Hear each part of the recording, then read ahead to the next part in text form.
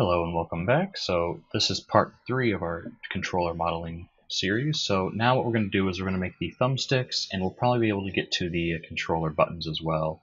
And those are going to look really cool because it's going to be like that plastic with the letter suspended in it to represent each button. So anyways, let's get started here. I'm going to bring back all of our reference pictures real quick.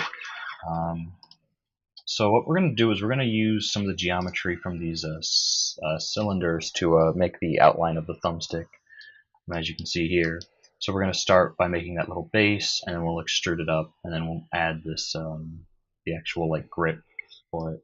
For the little diamonds, we'll probably have to add in some fake geometry later, like a normal map, because I don't really feel like adding like a displacement or anything, because that'll really increase the geometry count, especially since they're so small. But a normal map will make that look really nice anyways. So anyways, let's just jump into it. So I'm going to single out the this little ring here for a second. I'm going to tab into edit mode, and what I'm going to do is I'm going to turn off the shrink wrap in the view for a second. What I'm going to do is I'm going to borrow this edge loop for the thumbstick. So with it selected, I'm going to hit Shift D, and you'll notice with just the edge loop selected, it's disconnected, but I can still move it around.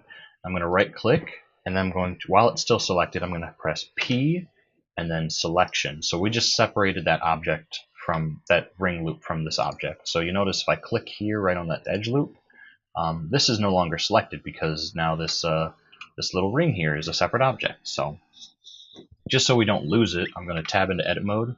I'm going to hit A to select the entire ring, and I'm going to hit E, and I'm going to right click, and I'm going to hit S and scale it in a bit, and then I'm going to drag it out a bit. I'm going to hit E again. I'm going to drag it up and then scale it in, and we're just going to kind of eyeball that. So now we can actually see it. So we can go to this ring loop here, and we can turn back on the shrink wrap for later. Yeah. So let's just work on this for now. So we can hit Alt H and bring everything back for a second.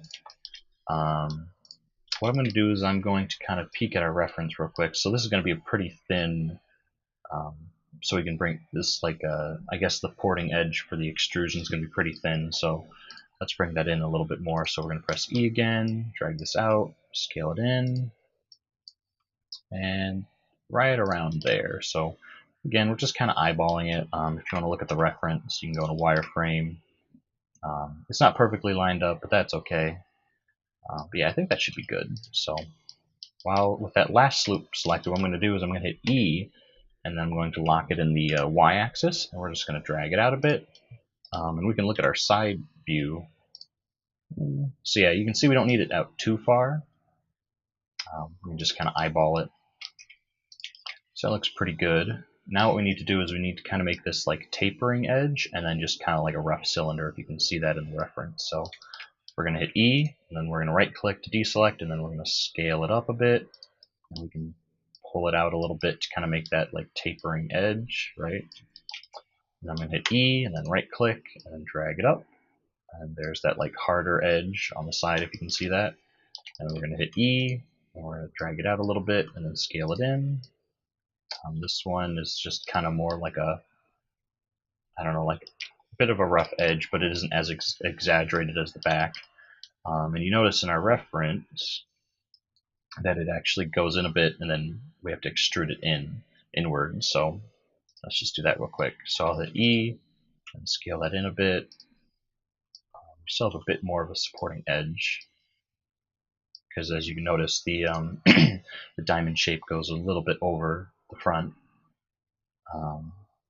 So yeah, so let's then hit E, and we're just going to do a straight scale. We're not going to move it around at all, because this is going to be like that really hard, fine edge that you see right here. And then now we're just going to hit E, and then we're going to drag it back, and then that looks good. And we're going to hit E again, and then this time we're going to scale it in quite a bit, drag it back a little bit, and we can actually pull it in all the way. And what I'm going to do is I'm going to hit E, and then I'm going to hit Alt M while that extrusion is selected, and we're going to click Merge at Center. That was the Alt M. You can see there we have our general thumbstick design. And with it selected, we can go Object, Shade, Smooth, and there we go. And you notice it looks a little wonky here, so I'm going to do a quick fix so that it looks a bit harder in the parts that it needs to be. So with it selected, I'm going to go to what is this, object data, and we're going to go to normals, and we're going to turn on auto smooth, so it kind of automatically creates those hard edges that we want. So we might tweak that later, but you see we have the general shape for it. While we're here, let's kind of make it look a bit more snug in the outline, I guess. So let's hit G and Z, drag that up a bit, and then G and Y and drag it out a bit. We just kind of want it to perfectly kind of fit in our little thumbstick thingy. I think that looks good.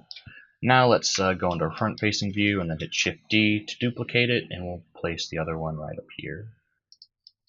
This one we might have to drag out a little bit as well, so it kind of covers up the entire hole. And if you need to, you can tab into edit mode and increase this back ring of, this back like edge loop to cover it up a bit more if you have to. So you can see there now we have two joysticks. They might need to be tweaked a bit proportionally. I think if we look at our reference picture, they kind of cover the whole the whole like supporting loop, I guess. So I'll do that real quick. I'll go into face select mode. I'll select these front faces, and then what I'll do is I'm going to hit Control and plus on the numpad to kind of go up a step on each like vertice, I guess. And then what I'll do is I'll go into front facing view, and then I'll just hit S, and I'll just scale this up a bit till it covers pretty much the whole thing. Actually, what we should do is we should deselect this last edge right here. Give me a second. Might have to... Yeah, okay. So what I did there is I went into vertex select, and I held down Shift and Alt, and then I clicked on this. Oh, sorry. I clicked on this ring right here, and it deselected everything except these last ones. So you see now when we scale it, it only affects what we want it to. So let's scale this up a bit, and then we'll probably have to drag it out to bring back that tapering. Actually, what we'll do is we'll bring this back right here. You can see that looks a bit better. I think that's probably about as good as we're going to get it. We could bring all this out again. We'll just tab into wireframe, and we'll just kind of make sure that's all selected. We'll bring this out a little bit, bring these up. I think that looks a bit better. So let's delete this one, and we'll Shift D this, bring it over here, and I think that looks good. It might look a little weird, but that's because we're missing buttons and stuff. So let's move on to buttons. We're only about at the 8-minute mark, so we can add a bit more. So the buttons might seem a bit hard to make, but they're actually pretty easy. So what I'll do in this scenario is I'll select all the everything in our scene, and I'll hit H to hide it all, and we'll make it on the flat ground so it's a bit easier to see. So first, let's add in a plane, and then we'll tab into edit mode, scale it up a bit. And this is just for visual purposes, so we can kind of see how the buttons look. Let me just check my phone real quick. Okay. Anyways, let's add in a cylinder so we can get started on our buttons. So if you see here, these buttons are pretty flat, so you can kind of see the cylinder shape. So all you have to do is make that, and then we'll just place in some letters. And the letters are actually very easy to do with Blender if you've never tried to make letters before. So let's drag our cylinder up a bit. Let's tab into edit mode and scale it in the Z-axis to make it a lot shorter. But we want it to be tall enough to stick through the controller. And then we'll scale it down a bit. Let's zoom in here. And what we want to do is we want to select this top ring of edges, and we'll hit E, and then we'll scale that in a bit. And then I'll hit E again, and then scale it in a lot. And so we're just going to merge it anyway. So Alt-M while it's selected, at center. And you can see there's our very rough version of our button. Let's actually select this ring right here, and we'll hit S and scale it in a bit more, because what I want to do is I want to create the smooth surface on the edge of the button. So let's select this outer ring, and we'll hit Control B to make a bevel. And you can see when I move the mouse, it controls how extreme the bevel is. What we're going to do is we're going to scroll up on the mouse once to make to add in another edge loop, and we'll click it till when it's right about there. So you can see there's our button. Let's go to Object and Shade Smooth. And there it is. Very clean looking button. But now we need to add the lettering. And oh, I almost forgot. Also, since this is actually like glass or like a plasticky substance, we actually need it to be, we don't want it to be hollow, like a hollow shell like this. So what we need to do is we need to select this bottom edge loop, and we're going to hit E, then right click, Alt M at center, and now it is a closed object. So while we're here though, we can also hit Control R and add a supporting edge loop down here for the shading purposes. So anyways, now what we can do is we can hit Alt G to snap it back to the center of our scene. Let's grab this plane and we'll just kind of drag it down a bit. There we go. Now what we need to do is we need to add the lettering in. So that's pretty easy to do. What we're going to do is we're going to hit Shift A. We're going to add in, you can see if we go down, yeah, we have text right here. So when you click text, what it'll do is it'll add in an object that you can just type into. So if we drag this up so you can see it a bit better, and I'll actually hide this. I'll actually just drag this to the side so you can see it a bit better. But you see it spells text, and you might say, well, how do we edit it? Well, it's actually very easy. When you tab into edit mode with text, it actually makes it editable like just a line of text would be. So again, I'm actually typing on my keyboard. I'm just hitting backspace. And let's see what we have to do. So let's start with the Y button. So I'm just going to type in Y, and I'm going to make sure it's Shift Y. And we're going to leave the, I think you can change the font. Yeah, if you go to the font tab over here, you can change what font you want, but this font is actually perfectly fine for our controller. So after we add the Y, we're going to tab out of edit mode. But you notice it's basically as flat as a piece of paper. So let's add some depth real quick. So let's go over to fill mode, and we'll go to, let's see here. I believe it is geometry. Yeah, so geometry, we want to go to extrude. And it's under this object data right here. You can see it changes to an A when we have a text object selected. And we're just going to extrude this out a bit to just eyeball it to where it looks good. That looks pretty good. And all we have to do now is we just drag this over to our button, and we'll actually hit Alt G to snap it there. I'm going to hit 7 to go into a top facing view, and we can tab into wireframe to make it a bit easier to see. And we're just going to kind of manually drag this in here, and there we go. Let's also make sure it's pretty high on the height, so it's close enough to the surface so that it won't clip through the button or through the controller when we move the button around. So yeah, so that's the Y button created. We can drag, making sure they're both selected without the platform. I'm just going to drag them up a bit. And now what we can do is we can just shift duplicate and make the other one. So we're going to Shift D and then right click. I'm going to drag it down. Shift D, right click, drag it up a bit, and then to the side. Shift D, and then we're just going to drag that over. They don't have to be perfect. We'll reposition them later. And let's first click on our text object. So we want that one to stay as a Y, but we want the one on the left to be X, the one on the right to be B, and the one on the bottom to be A. So let's do that real quick. So we'll select this one, hit Tab, change this to a capital X. We'll click this one, Tab, change it to a capital B. And then this one, we'll hit Tab, change it to a capital A. And you'll notice when we change the letter, it actually changes it in the button. So we're probably going to have to move these around a bit, maybe scale them so they fit a bit better.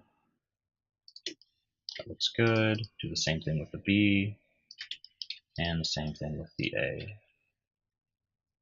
So we basically just created all the buttons we need. But now we also need to texture them so they don't look gray. So I'm going to select this top button, and we probably should have did this before we duplicated, but it's not a huge deal. So let's actually tab into shading mode, and I'll select the top button, and I'm going to click on material, the material tab right here, and we'll hit new. And I clicked on the shading tab to get this new view, so this is easy to shade our objects. Making sure we're in cycles. If you go to render tab right here, make sure you're in cycles, because Eevee might look a little weird with the plastic. But anyways, let's go back to our material, and I'm going to click preview so we can get a preview in cycles. This is like a fake material preview.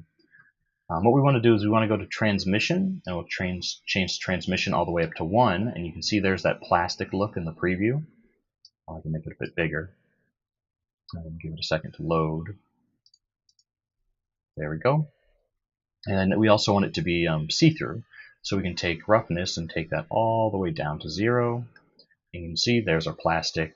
I don't really think the buttons are dark. I think that's just part of like this product image. So that looks fine. And then we'll select our buttons and we'll click on this material 1. Let's actually name it to plastic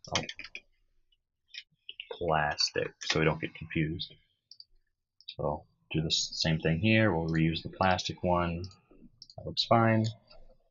And now we need to actually color the button. So I'll tab into wireframe view and let's select the Y button right here. And we'll add in a new material, and we want this one to be different. We can leave the roughness at about, we can leave it at 50 since it's kind of hard to tell with these letters. All we really need to do is change the base color. So the Y is yellow.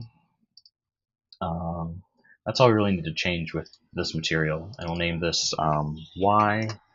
And then we'll go to the B one over here, and we can actually just reuse it. So we'll click Y. But we want to make this separate, because if we change anything in here, it'll change the Y color material. So if we click this 2 button right here, you see it changes it to Y.001. This is now a different material. So we can rename it to B. Let's change the base color. B is red. And then we'll just kind of rinse and repeat. So this one we can use B. Click this to make it a new material. And I'll change it to A. And the A is green. And then finally X. And just X. And then we'll make it blue. And this one's a bit of a lighter blue. Okay. So now let's see if we can get a preview of our object. So I'm going to place in a light real quick. So we're going to place in a sun. I'll just kind of angle it a bit, and I'll make it a bit brighter. So if we go into rendered view while in cycles, you can see here's our buttons. So they look a little bit wonky. Let me turn on GPU rendering so it's a lot faster. So yeah, you can see there's our buttons. I think I messed up with the X one. I didn't copy the color apparently. Let's double check here. So material tab. Yeah, so I never copied the red material, I guess. So let's click this button. We'll name this B.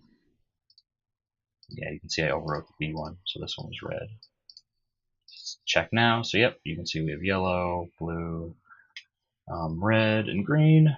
So it looks good. And the reason they look a bit weird and extra white is because of the white platform. So now let's position our buttons on our controller. So we can delete the platform. I'll leave the light in for now. I'll just leave it there. I'm gonna actually, while we're here, we should really connect our buttons so they're a bit easier. So I'm gonna click on the letter first, and then shift click our object, the button surrounding the letter. I'm gonna type in, I think press P. No, I'll just type it in. So if you hit F3, it'll bring up a search menu. I'm gonna type in parent and make parent, and I'm gonna click object. So now you see if I move the button, it also moves around the letter. So rinse and repeat. Select the letter, then the button, and then click make parent object. And then we'll do the same over here, parent object. And there we go.